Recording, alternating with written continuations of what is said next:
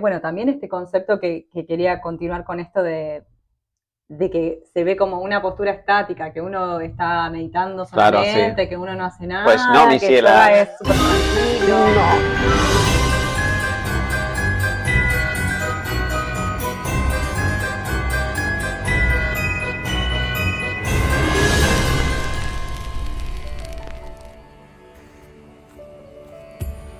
Bueno, acá llegamos a Mangalam, refugio holístico.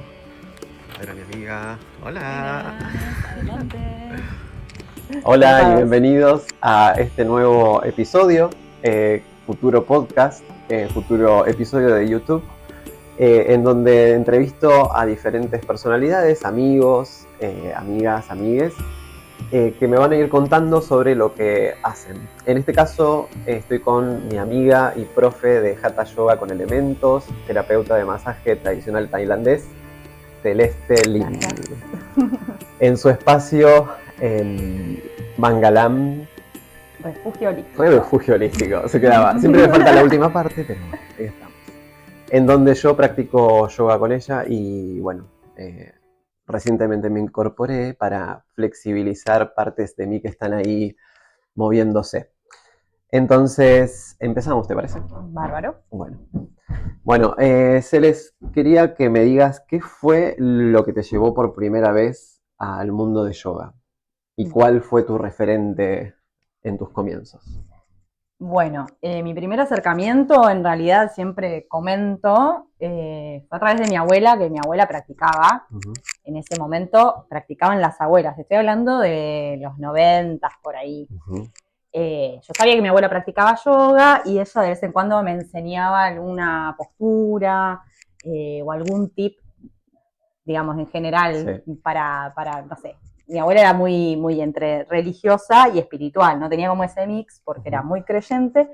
Iba mucho a la iglesia, de hecho en la iglesia es donde creo que tenían como un sector para practicar yoga. ¿En serio? Y ¿Adentro ahí, de la iglesia? no sé, tenían como una especie, tengo el recuerdo de que ella me contaba que iba como a un galponcito o algo que tenían ahí, daban actividades, y bueno, dentro de esas actividades había una práctica de yoga. Entonces ella practicaba sola, y algunas posturas, algunas asanas, me las enseñaba. Y yo lo tomaba como un juego porque era una niña, no sé, tendría 6, 7 años por ahí. Ese fue como mi primer acercamiento. Bien. Y luego ya fue como más una búsqueda personal, una necesidad de conectar conmigo misma, de saber que hay algo más. En la búsqueda, digamos, de lo espiritual, entras también como un poco a través del cuerpo, ¿no? Entonces, bueno, recordé esa práctica y empecé a buscar un espacio para practicar. Y bueno, luego decidí estudiar para ser instructora. Genial. ¿Cuántos años estudiaste? Bueno, o sea, el estudio es constante, ¿no? Sí, Vos me lo has dicho. sí, que en realidad todo el tiempo estamos aprendiendo. Pero bueno, la pero mi formación. base, mi formación fue en Buenos Aires en una escuela que se llama Ananda, y fue una formación de 2 años, ¿sí? Donde vimos también la parte de yoga terapia. Eso estaba muy interesante porque yo, al trabajar con elementos, trabajo también con las distintas patologías de las personas que llegan, porque bueno, todo el que llega, digamos, una primera vez no es que está súper, claro, todos llegamos así igual, ¿eh? Exacto. Es como... ¿Por qué con elementos? Porque el yoga por ahí se conoce como, digamos, la posición, ¿no? Que sí, claramente. ¿Por qué los elementos? Porque Que los los tenemos aquí atrás, parte de los elementos. Los elementos son herramientas que acompañan la práctica, digamos. Se puede hacer la práctica originariamente, digamos, la práctica se hacía así con una mantita y nada más, ¿no? Pero bueno, esto fue un sistema que desarrolló un maestro que se llama Iyengar, y se fue como expandiendo hacia distintas ramas del yoga, ¿no? Y hoy por hoy se pueden conseguir los elementos y sirven para esto, adaptar las posturas, acompañar las posturas y que la persona llegue a vivir la experiencia de entrar en esa postura sin lesionarse, ¿sí? Entonces, este sería como el uso, digamos, general de los elementos. Bien. Como también terapéutico, ¿no? Sí. Porque también esto que te hablo del yoga terapia tiene que ver con esta búsqueda de, bueno, no sé, trabajar una sifosis, una lordosis, no sé, distintos tipos de de cosas que aparecen en el cuerpo o, no sé, elongar un poco más, ¿no? Como nos asisten, digamos, en distintas patologías o distintas necesidades, pues no hace falta que sea una patología tampoco, ¿no? Sí, sí, perfecto. Como que acompañaría, digamos, lo de un fisioterapeuta, ¿no? Sí, totalmente. En realidad la práctica en sí, o sea, con o sin elementos es increíble.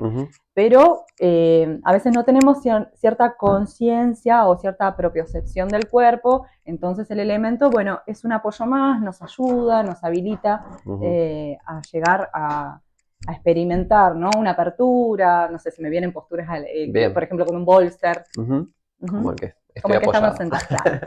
Bueno, algo que iba a abrir este espacio era que había elegido una carta y antes de haber elegido esta que ahora les voy a mostrar, yo había elegido, pensando en el yoga, digo, bueno, a ver qué carta representaba el yoga. Y obviamente la primera que pensé fue la del colgado por la postura en la que se encuentra, que la postura es... Vrikshasana invertida. Vrikshasana invertida. Pero después charlando con Celes, me contaba que la prioridad, digamos, o lo que busca el yoga, el fin último, es buscar ese espacio interior, esa iluminación para ser más consciente, ¿no? Finalmente también ser consciente de nuestro cuerpo, de nuestras limitaciones y posibilidades, ¿verdad? Corregime. Y la carta que elegí es la del ermitaño, que el ermitaño nos invita a mirar a nuestro interior, pero también tiene ese punto de anclaje en ese bastón que se muestra y en la lamparita que sostiene, dentro se encuentra esa iluminación, esa conciencia, por eso el ermitaño se retira hacia sí mismo. Y en la práctica de yoga hay mucho de eso, ¿no? A ver, yo como alumno digo, cada vez que tengo como ahí que tengo que sostener esa postura, me tengo que concentrar en la respiración, en soltar mi pensamiento de no llego, de toda esa limitación que tengo y mirar para adentro y aquietar la mente para llegar, pero también para darme cuenta de esos pensamientos que están ahí, ¿verdad? Exacto, lo primero que buscamos en la práctica es aquietar la mente, ¿no? Como Bien. ese es el trabajo que uno, más allá de las posturas que se está poniendo mucho foco, y son importantes atravesarlas también, son una parte del yoga, ¿no? Es el asana, otra parte es esta, es la parte de meditación, la parte del encuentro con uno mismo, la respiración y cesar esos movimientos de nuestros pensamientos, de nuestra mente, ¿sí? Eso sería como lo principal que hay que mantener y lograr. También me sale decir de que las emociones entonces en el cuerpo se relacionan cuando estamos en una práctica, ¿verdad? Totalmente, sí. Bien, ¿y qué pasa cuando el cuerpo por ahí quiere revelar eso que no es consciente o hay alguna emoción en el yoga que ha sucedido desde tu experiencia? Sí, ¿no? claro. Como practicante y como profe también, ¿no? En el aula, ¿no? En el salón, en la práctica. Sí, están relacionadas, no podemos separar el cuerpo de, digamos, nuestros otros cuerpos, ¿no? El emocional, por ejemplo. Entonces, muchas veces se liberan emociones a través de movimientos, a través de posturas en las que estamos, sean dinámicas o sean estáticas, ¿no? Es como, bueno, la persona percibe y muchas veces no, como esa emoción no se pudo encauzar de alguna manera previamente, sale, ¿no? Y eso también sucede en el masaje, o sea, lo veo mucho más también en la parte, digamos, yo doy masaje tradicional tailandés y entonces uno va entrando en el cuerpo y se van movilizando internamente, no solo hablando del cuerpo, los líquidos, los fluidos, ¿no? Y todo el trabajo que uno hace sobre el músculo o sobre la articulación, sino también esto, ¿no? Como nuestras aguas, nuestras emociones. Espectacular. Bueno, o sea que dentro del proceso de transformación corporal también hay un proceso interno y que va más allá de ese estiramiento que se da, ¿no? Sí, sí, que tomamos el yoga, lo vemos así superficialmente como vienen a estirar o vienen a relajar o creen que vienen a estar, no sé, en pura meditación, ¿no? Porque hay como preconceptos de la práctica, pero cuando uno entra en una práctica, ahí entra en un mundo donde conectás con esta oscuridad también, ¿no? Para que haya luz también existe la otra parte. Exacto. Así que bueno, digamos que está ligado, no se puede separar. No se puede separar, exacto. Hay que ir para adentro y reconocer nuestras limitaciones para romper con eso también, ¿no? ¿Puede ser? Sí, sí, que además todos los días en el mat son diferentes, entonces un día también, como te digo, que está ligado con la mente, entonces esas limitaciones quizás se perciben a nivel físico, pero son más bien mentales, emocionales o que tengan algún trasfondo, digamos, anterior. Bueno, otra de las preguntas, y hablando de preconceptos, la palabra que usaste recién, se me ocurre preguntarte cuáles son los prejuicios que la gente tiene en cuanto al yoga, Qué ¿no? buena pregunta. Sí, bueno, la realidad es que nos pasa a los profes cuando abrimos un espacio, cuando abrimos un grupo, la mayoría somos mujeres.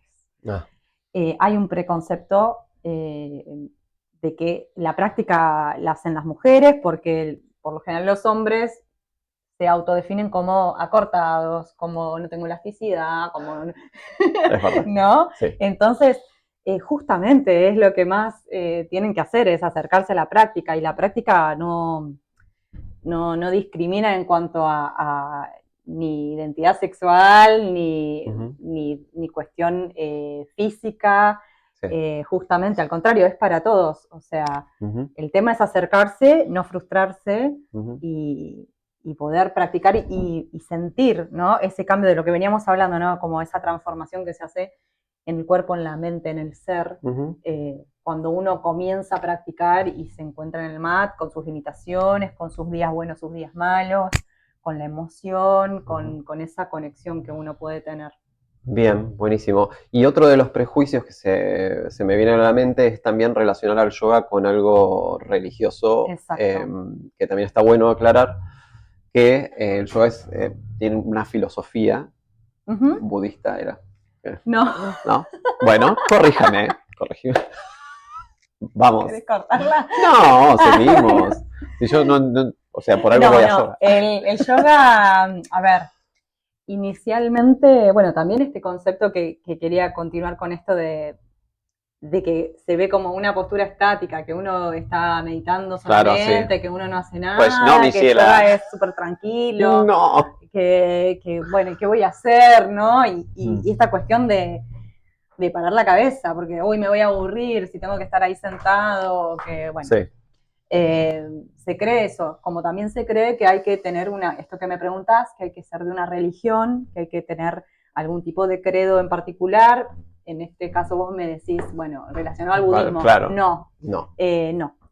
Si bien el yoga tiene... vamos a aclarar. No, sí. no. No hace falta, digamos, podés ser de cualquier religión y practicar yoga. El yoga es una filosofía. Ahí está. ¿Sí? Es una filosofía que si bien tiene su raíz en el hinduismo, ¿no? Porque obviamente su raíz viene de India y tiene, digamos, sus mantras, sus textos antiguos vienen de una corriente más hinduista. También hay yoga tailandés, hay yoga tibetano, pero bueno, la raíz viene de ahí. Entonces, después, claro, quizás se lo asocie con alguna imagen del Buda o algo así, pero no hace falta ser budista para practicar yoga. Buenísimo. Bueno, genial, porque todas esas aclaraciones siento que abren un poco más a que la gente se acerque no solo al espacio de yoga, sino que también esté abierto a curiosear o a probar la práctica, ¿no? Y hablando de espacio, me gustaría que nos cuentes por qué Mangalam, sí. Por qué el nombre y cómo es tu espacio, hace cuánto lo venís trabajando. Un montón. Un montón. Pero bueno, ¿por qué el nombre primero? ¿Por qué el nombre? Bueno, Mangalam es un mantra que me resonó mucho, porque habla sobre la felicidad, que todos los seres sean felices, es como transmitir esa alegría o ese sentimiento, ¿no?, de armonía en el mundo, y Mangalam en el mantra va enumerando el agua, la tierra, los animales, es como... Entonces me gustó mucho como ese mantra. A mí me resonó hace muchos años. Ya hace 11 o 12 años que estoy en NECO dando clases, y Mangalam fue mudándose por distintos espacios. Y hasta que pude, digamos, unificar que en este proyecto que es Mangalam Refugio Holístico, y por eso la aclaración de refugio holístico, porque a mí lo que significa Mangalam para mí es ese refugio que es mi casa, porque también está en un espacio donde está mi casa, y que englobe todas estas prácticas que hacemos, no solo la práctica del yoga, sino masaje, reiki y todas las que vendrán. Así que, bueno, básicamente es eso. Genial. Y bueno, sí, en este espacio en sí, hace ya 4 o 5 años que estoy construyendo y que ya, bueno, este año lo pudimos abrir, así que pronto vamos a inaugurar. Bien, y es importante también aclarar que es un espacio que Bioconstruido. es bioconstruido. Sí, exacto. Sí. Eso es hermoso. Es un espacio, un salón de yoga que está construido en barros y es una casita de barro con muchos materiales reciclados, con mucha conciencia. Hasta el momento no he usado nada de cemento. Así que bueno, es un poco eso, transmitir como esa unión con la tierra, como ese respeto que no solo tenemos que tener hacia nuestro cuerpo, sino hacia nuestro entorno. Entonces es un poco mi filosofía de vida, ¿no? Como me gusta a mí vivirlo y transmitirlo. Genial. Y más allá de lo que yo siento cuando entro a este espacio, que bueno, después voy a hacer un paneo, no sé si lo voy a poner antes o después del video, ustedes ya lo verán.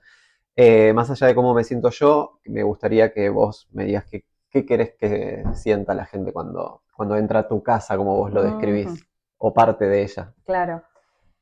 Y bueno, este concepto de refugio, ¿no? Como ese lugar donde uno está en paz, donde uno está en calma, donde uno encuentra alivio, donde encuentra un espacio para conectarse, para sentirse en armonía, ¿no? Eso, refugiado, como esta cuestión del refugio, pero no huyendo de, sino como un lugar como el núcleo de la madre tierra, ¿no? Como esta cosa bien agradable de contención, eso. Bien, y dentro de la práctica, esto que estás diciendo ahora me lleva a la meditación que se hace después de la práctica de yoga, cuando trabajaste todo el cuerpo y todas tus limitaciones, todas tus cosas y posibilidades. Me encanta esa relajación que se hace al final y que la guías de manera espontánea, que es fabuloso, siempre te lo digo. La tengo que grabar ahí. Para ponerla a la noche. ¿Por qué es importante ese momento en el yoga? Bien. Es como en el comienzo abrimos, ¿no? Como bien también me preguntabas esto de por qué el OM, ¿no? ¿Por qué abrir con... Y cómo cerramos, ¿no? Entonces yo siempre, y creo que la mayoría de los profes de yoga en las prácticas cierran con una relajación. En mi caso, yo en la relajación incluyo a veces como una guía con mi voz o con algún sonido o simplemente silencio. Es importante como para dar un cierre a lo que se trabajó, ¿sí? Para que el cuerpo pueda quedarse en una pausa y pueda sentarse, que si bien el trabajo va a ir igual, de todos los movimientos que se producen a nivel físico y energético, entonces está bueno que ahí en ese momento también la mente vuelva a serenarse y podamos percibir. Y luego soltar el cuerpo y hacer ese momento de pratyahara, que es donde los sentidos van hacia el interior y ahí encontramos ese aunque sea un momentito de conexión con nuestro ser, soltando lo que pasa afuera, las tensiones, ¿no? Es como la práctica nos lleva a eso. Al ermitaño. Estaba ahí para saliendo. Bueno, Celes, nada, te agradezco esta apertura a tu espacio y tus palabras y tu sabiduría como profe, como amiga y bueno, que sos ese referente para mí en el mundo del yoga que conocí gracias y a través tuyo. Gracias.